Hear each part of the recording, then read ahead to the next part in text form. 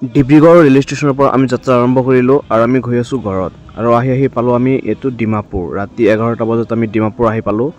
এতিয়া দুষ্টই কি What do you want to buy if you want to buy something you want to take tea or having some biscuits whatever some biscuits and is there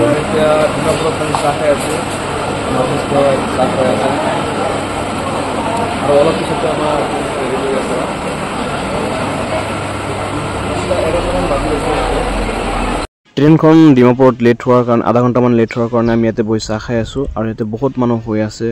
আৰু ওচৰতে বহি থকা ল'ৰাটো PUBG খেলি আছে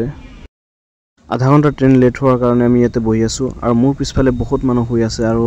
VIP ট্ৰেইনৰ বাহিৰে আমাৰ অসমৰ গোটেইকেইটা ট্ৰেইন লেট হয় এটা আটাইতকৈ দুখজনক কথা আমাৰ কাৰণে There are many people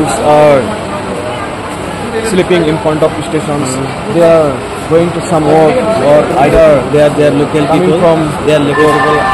people here but and train is or sometimes stop the train for 15 minutes man I just buying something and the train stops for 15 minutes after 15 minutes the train go the own way there is a very good people and very good people in the stations sleeping is there there's the many of people is the sleeping in front of stations so there are many people in Dimapur and what about the I don't know about it but there is many people going to some work and returning from some work and whatever and my dost buying something for eating আমি আকৌ চাহ কিনিলোঁ আমি দুইজনে আকৌ চাহ খাই আছোঁ বহুত সময় ৰখি আছে আধা ঘণ্টাৰ পাৰ হৈ গ'ল আৰু ষ্টেচনৰ চাৰ কথাটো আপোনালোকে গমেই পায় কেনেকুৱা তথাপিও আৰু খাব লাগে ৰাতি আপুনি ক'ত গৈছিলে মই পৃথিৱীৰ পৰা পৃথিৱীলৈ গৈছিলোঁ পৃথিৱীৰ এতিয়া ক'ত গৈ আছে এতিয়া মই অসমৰ পৰা অসমলৈ গৈ আছোঁ অসমৰ পৰা অসমত গৈ আছে ন আৰু এইটো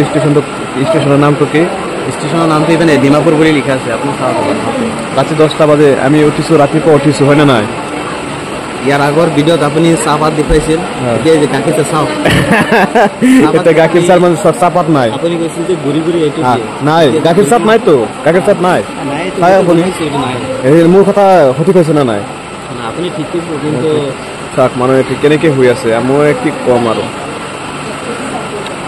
মোৰ ভিডিঅ' টেক লোৱাটো অলপমান ভুল হৈ আছে এইটো হ'ল ফেচবুকৰ কাৰণে কিন্তু মোৰ মানে হেৰিকে ল'ব লাগিছিল এটা ৰিলছ বনাই আছোঁ আৰু সিও বনালে দুয়োজনে আমি ৰিলছ বনাই আহিলোঁ কৰোনাৰ হাগৰ হৰিৰ নাম লবলয় লাগে ভাগৰ